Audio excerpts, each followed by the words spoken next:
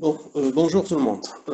Aujourd'hui, on va passer au chapitre suivant. Donc, après avoir vu le chapitre infrastructure de gestion de clés, on passera au chapitre protocole sécurisé.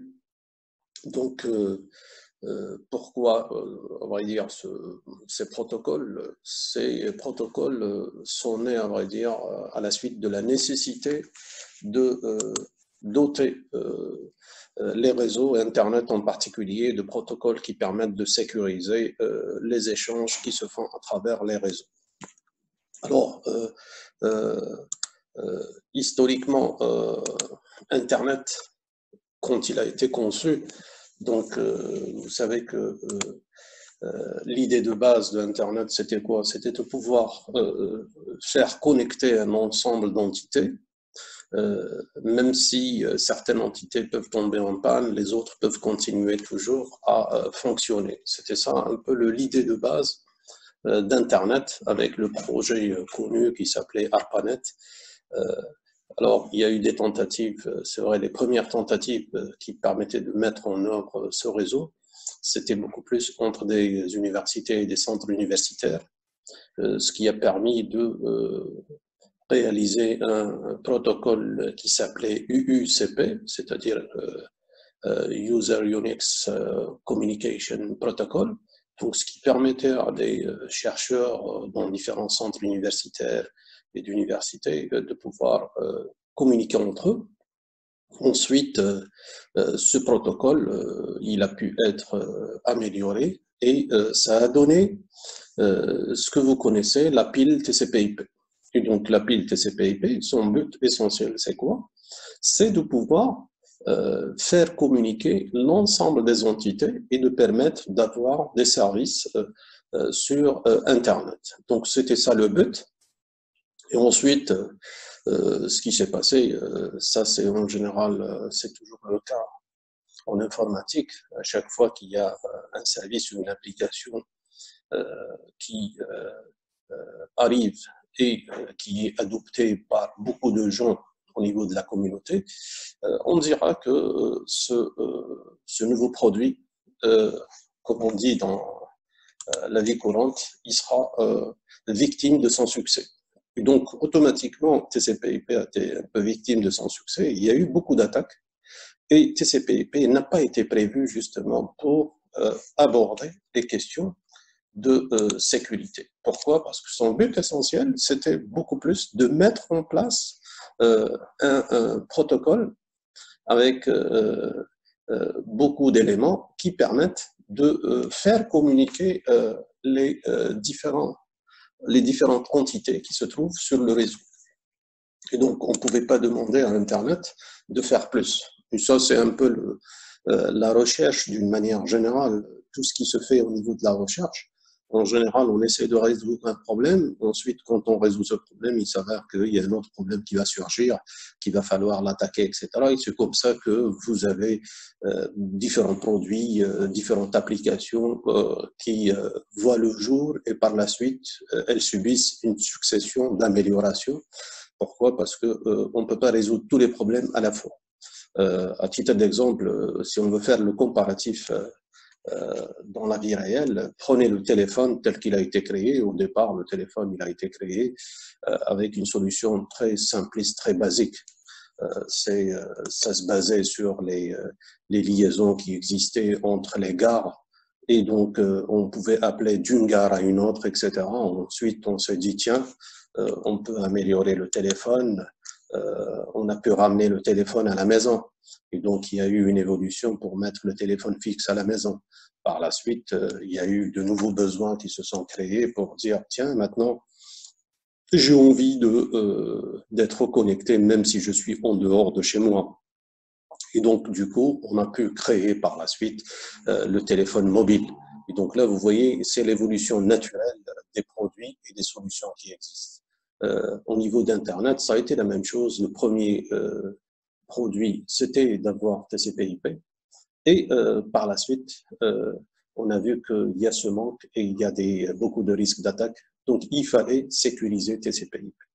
Et donc, pour pouvoir sécuriser TCP/IP, naturellement, il y a eu la naissance de beaucoup je dirais, de protocoles qui ont vu le jour et qui permettent de réaliser cette couche supplémentaire, on va dire, additive par rapport à TCP/IP.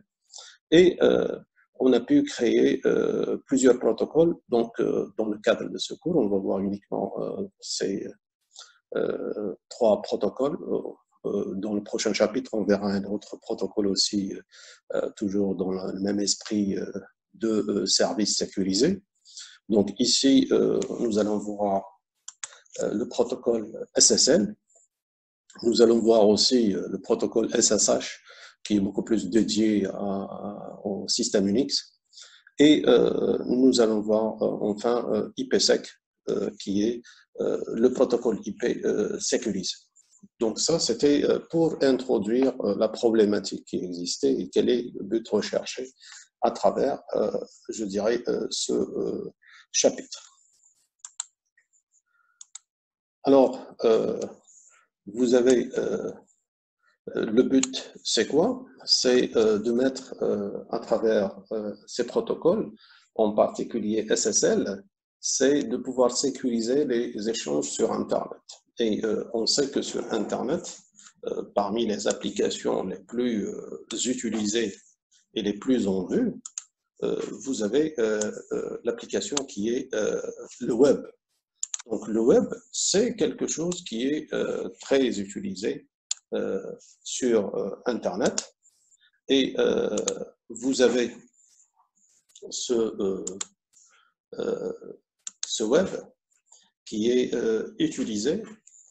utilise le protocole basique qui est le HTTP. Alors, ce HTTP n'est pas sécurisé et donc, du coup, on va basculer vers le protocole HTTPS. Et donc, à vrai dire, HTTPS n'est autre que le protocole HTTP auquel on lui a relié SSL, donc ce qui permet d'avoir effectivement cette liaison sécurisée grâce à l'introduction de SSL. Et donc, le protocole SSL, quelles sont ses fonctions essentielles? Qu'est-ce qu'il permet? Donc, comme tout protocole qui vise la sécurité, on sait que la sécurité a les objectifs majeurs qui sont la confidentialité, l'intégrité, la disponibilité et la non-répudiation. Ça, c'est les objectifs majeurs de la sécurité. Comme SSL s'inscrit dans le cadre de la sécurité, automatiquement, il est naturel qu'il assure des fonctionnalités de la sécurité. Donc, SSL, ça permet de réaliser la confidentialité des données qui sont échangées lors des communications. Ça permet d'avoir une authentification.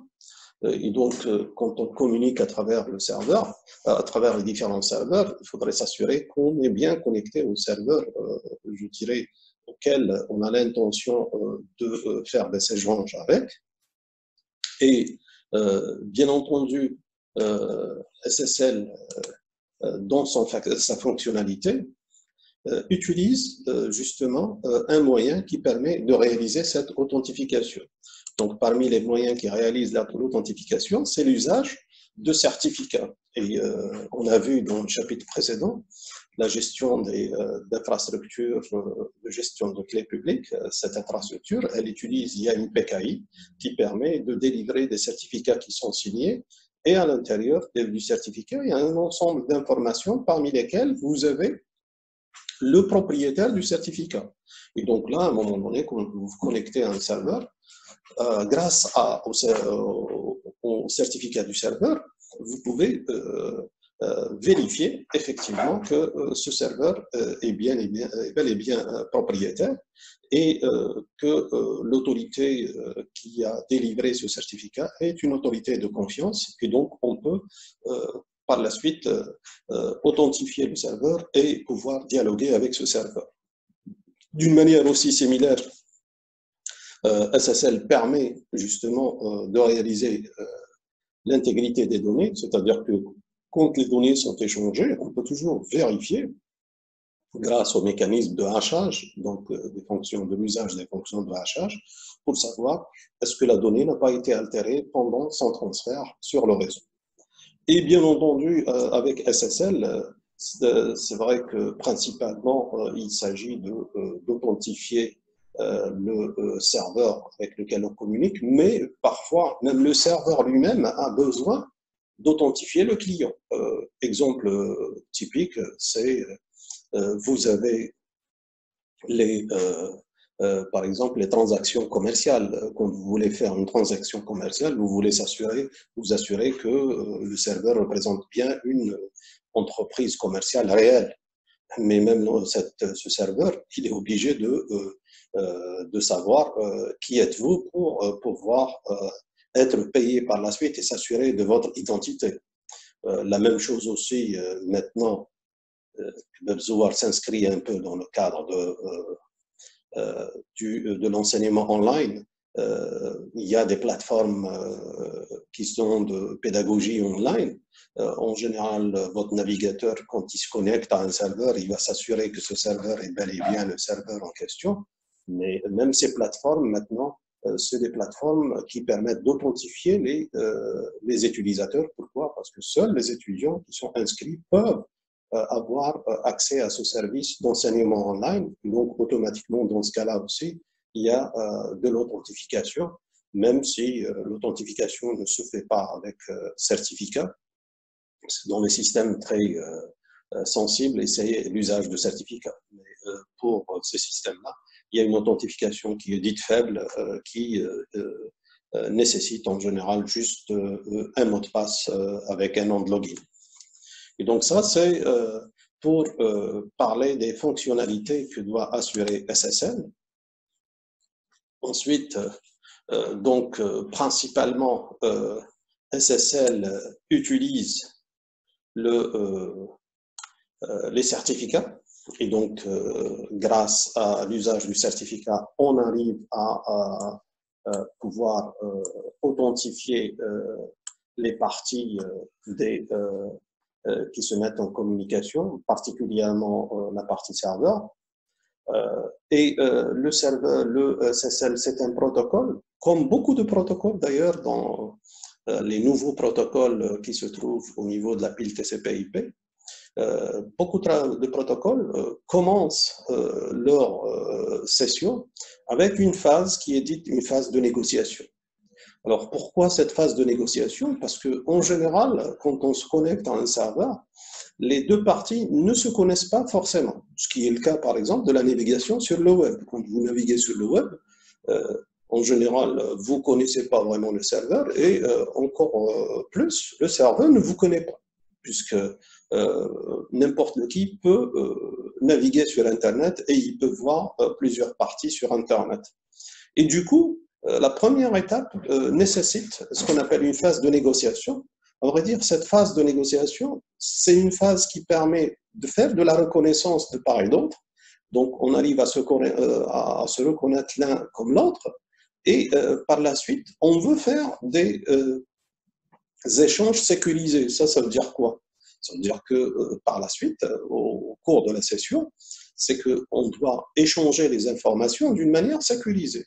Si je dis je vais échanger les informations d'une manière sécurisée, cela voudra dire que je vais utiliser un algorithme de chiffrement, que je vais utiliser une clé de chiffrement. J'ai parlé de l'intégrité des données, ça veut dire que je vais utiliser une fonction de hachage. Là, au niveau de la phase de négociation, on est obligé de se présenter et de dire quels sont les moyens qui nous permettent de réaliser des échanges sécurisés, et quelle est la clé qui va être utilisée, quelle est la fonction de hachage qui va être utilisée. Toute cette phase-là, c'est ce qu'on appelle la phase de négociation. Pourquoi? Parce qu'à un moment donné, quand on va négocier, ça veut dire que, imagine que le serveur utilise un certain type d'algorithme de chiffrement. Si le client n'a pas ces algorithmes de chiffrement, ils ne pourront jamais échanger des données sécurisées. Et donc, c'est pour ça que parfois, quand vous vous connectez, on vous dit la connexion n'est pas possible, il faut mettre à jour votre navigateur. Pourquoi? Parce que par rapport à la version que vous disposez, le navigateur ne supporte pas un certain nombre d'algorithmes de chiffrement ou de clés de chiffrement. Et donc, du coup, on vous demande de faire la mise à jour de votre navigateur. Et donc là, c'est cette première étape qui permet de mettre les deux parties en concordance sur l'usage des algorithmes de chiffrement et des clés de chiffrement qui vont être utilisées. Donc ça, c'est pour le SSL, comment qu'il arrive à travailler et son mode de fonctionnement. Alors, dans la phase de négociation, alors j'avais dit que SSL était fondé sur l'usage de certificats. Ça veut dire que la première des choses, c'est la reconnaissance. Donc, faire la reconnaissance, c'est quoi? Rappelez-vous, j'avais dit que le certificat numérique, c'était en quelque sorte la carte d'identité numérique de l'entité. Et ça veut dire que quand il y a un serveur qui a son certificat numérique, c'est comme s'il est en train de présenter sa carte d'identité numérique pour dire, moi je suis tel serveur, voici mon URL, voici l'algorithme que j'utilise pour le chiffrement, voici les fonctions de hachage que j'utilise, mon certificat numérique a été établi par telle autorité de certification, etc., etc. Donc là, dans cette phase de négociation, il y a la présentation des certificats, c'est-à-dire que au moins, il y a le certificat du serveur qui est présenté, et optionnellement, vous avez le certificat du client. J'avais dit que le certificat du client, particulièrement pour les applications qui sont un peu sensibles, telles que les applications de commerce électronique, on est obligé de présenter les certificats de part et d'autre. Pourquoi? Parce que chacun a intérêt à connaître l'autre. Dans d'autres applications du style la navigation sur le web, vous pouvez toujours naviguer sur le web, quelqu'un peut le remarquer, c'est que vous naviguez sur le web et vous vous connectez à des serveurs sécurisés, alors que vous n'avez jamais eu de certificat numérique et ça vous arrive à pouvoir communiquer avec ces serveurs. Ça, ce qui montre qu'effectivement, on n'a pas besoin dans certains cas, d'avoir le certificat numérique du client. Donc, c'est ce qui est dit dans cette phase. Ensuite, vous avez la phase de négociation des protocoles de chiffrement.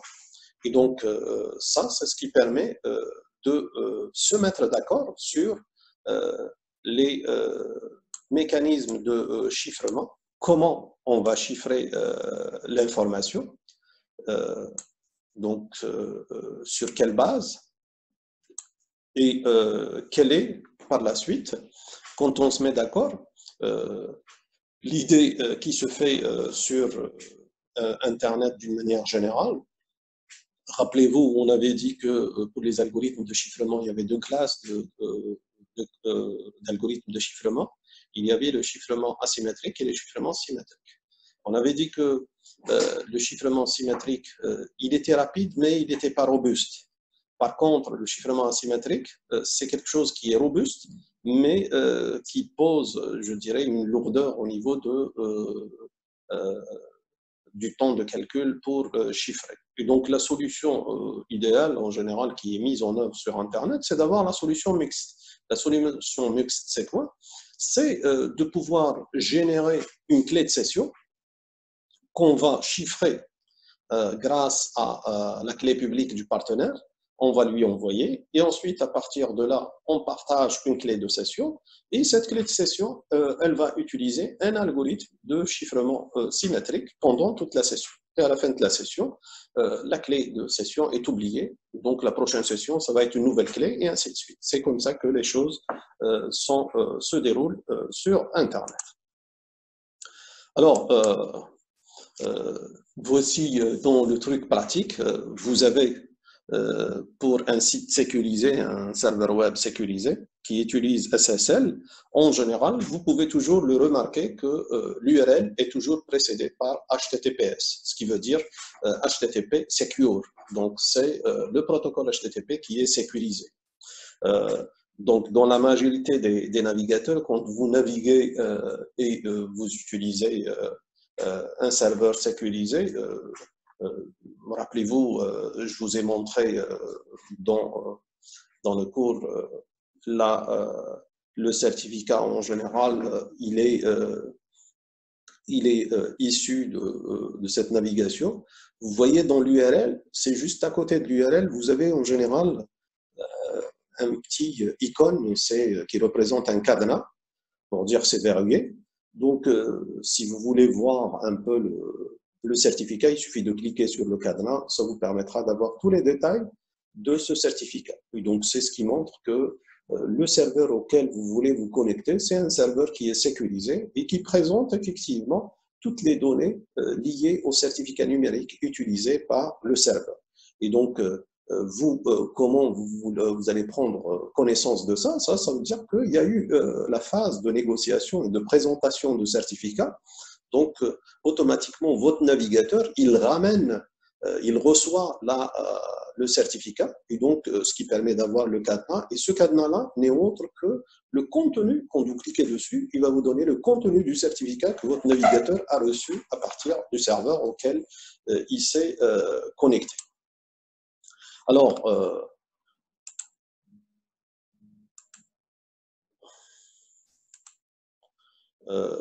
ce serveur auquel vous vous connectez, en général, si tout va bien, la navigation continue le plus normalement du monde et vous pouvez toujours continuer à travailler d'une manière, je dirais, transparente.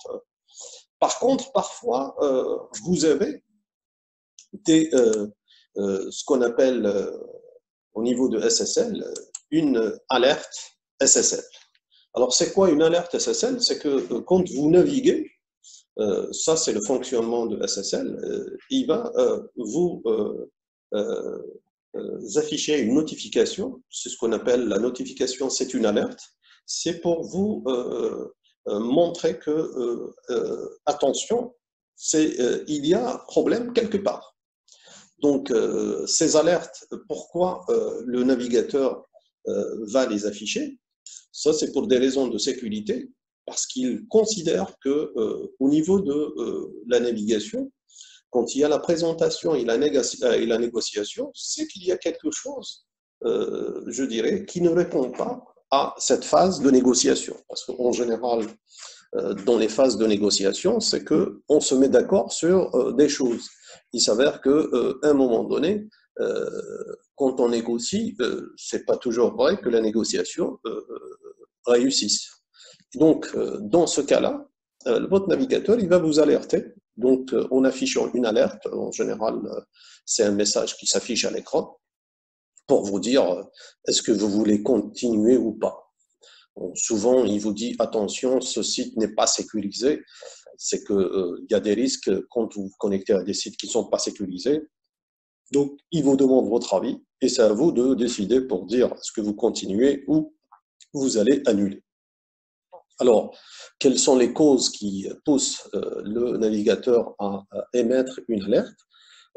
Parmi les causes, c'est l'autorité de certification qui n'est pas reconnue. Rappelez-vous que quand le serveur va présenter son certificat, à l'intérieur du certificat, il y a le nom et l'adresse de l'autorité de certification qui a produit ce certificat. Donc, j'avais dit, en général, pour les certificats, il y a un mécanisme d'approbation des autorités de certification.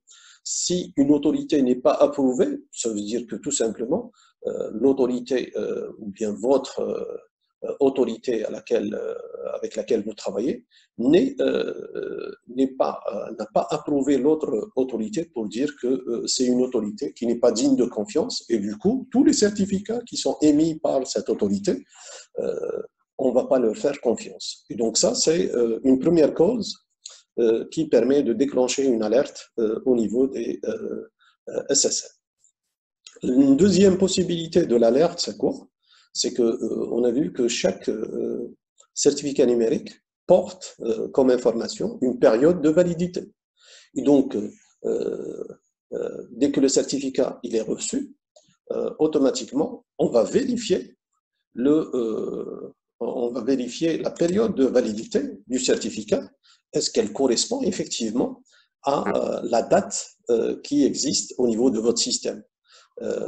Donc, la date de votre système, naturellement, ça doit être une date qui est relativement correcte, ce qui permettra de pouvoir vérifier les certificats. C'est pour ça d'ailleurs dans la foulée, si vous vous rappelez, quand on a étudié le système d'exploitation, on avait dit que le changement de date, c'est uniquement l'administrateur qui peut le faire, c'est pas n'importe qui peut changer la date, parce que si vous changez la date, vous risquez de changer beaucoup de choses, parmi lesquelles ici, si vous changez la date de votre système, il risque d'avoir un certificat qui est valide et qui ne sera pas reconnu. Pourquoi? Parce que la reconnaissance, elle se fait sur la base de la date système. Donc cette date, on va vérifier la période de validité du certificat numérique par rapport à la date du système pour dire est-ce que la date du système est incluse dans l'intervalle de validité du certificat.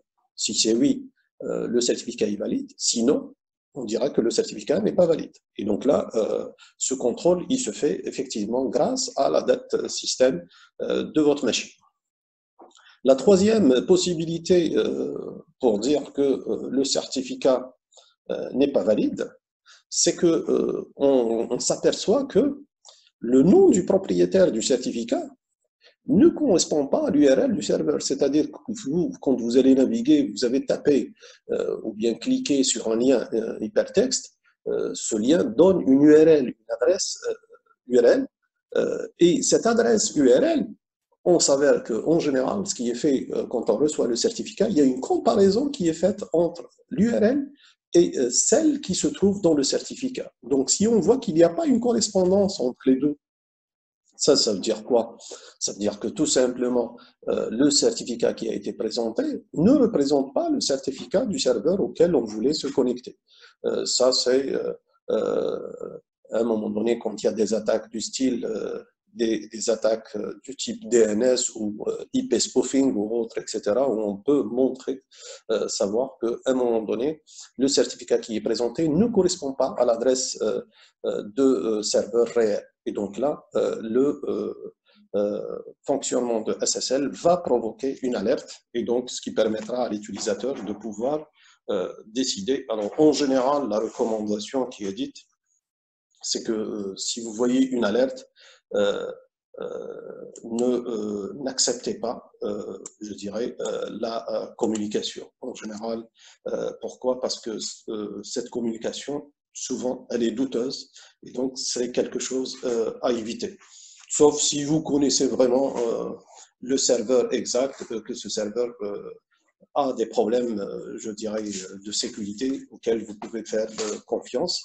Mais sinon, vous, dès qu'il y a une alerte, c'est une communication qu'il faut éviter. Pourquoi? Parce qu'il y a des risques de sécurité qui peuvent en déclencher. Donc ça, c'est pour le SSL et son fonctionnement.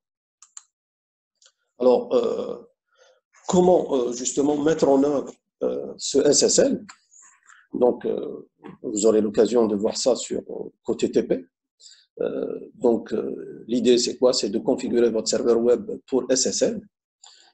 Alors, on a vu que SSL utilise les certificats. Ça veut dire quoi? Ça veut dire si vous voulez sécuriser votre serveur web avec SSL, il faut au préalable obtenir un certificat. Et ensuite, ces certificats-là, c'est que vous êtes obligé de configurer les certificats pour pouvoir les associer par rapport à votre serveur web. Alors, voici la démarche qui permet de réaliser cette configuration. Donc, principalement, c'est les outils d'administration. Et donc, vous allez configurer IIS, IIS qui est le serveur d'Internet sur des pages web sur Internet. Et donc, vous sélectionnez votre site web, parce qu'en général, le site web, ce n'est autre qu'un répertoire. Et donc, vous sélectionnez votre site web et vous pouvez configurer le le site web, en général, quand vous le sélectionnez, il suffit de cliquer avec le bouton droit, vous avez les propriétés, et donc dans ces propriétés, vous allez configurer le SSL. Donc dans les propriétés, il y a un onglet de sécurité du répertoire, et donc cet onglet-là de sécurité qu'il faut modifier, et ça vous permettra par la suite de pouvoir associer SSL, parce qu'il y a des cases à cocher où on dit qu'il faut exiger un canal sécurisé. Ça veut dire que pour ce serveur web, quand on veut se connecter, il faut avoir la communication sécurisée, SSL, ce qui veut dire qu'on va utiliser SSL pour pouvoir communiquer avec ce serveur web. Et bien entendu, vous allez préciser quels sont les algorithmes de chiffrement qui sont utilisés. Vous pouvez aussi, rappelez-vous, on avait dit qu'on exigeait le serveur, donc du coup avec SSL, le serveur va fournir son certificat, et par la suite, vous pouvez l'exiger ou pas pour dire est-ce que les utilisateurs vont fournir leur certificat ou pas. Ça, c'est une option donc, dans la phase 10 ici. Et vous pouvez la préciser à un moment donné si vous voulez exiger que les utilisateurs fournissent leur certificat ou pas. Et bien entendu, toute cette manip-là, ça vous permettra d'avoir l'usage de SSL. Dans Windows, vous pouvez même le combiner avec Active Directory, donc dans la phase 11 ici. Si vous voulez avoir, par exemple, un système du style, ce qui existe à WebSoar ou ailleurs, avec les plateformes, je dirais, online, vous pouvez exiger à un moment donné que les utilisateurs puissent utiliser leur compte qui se trouve sur Active Directory. Et donc là, vous pouvez mixer les deux SSL qui va utiliser Active Directory.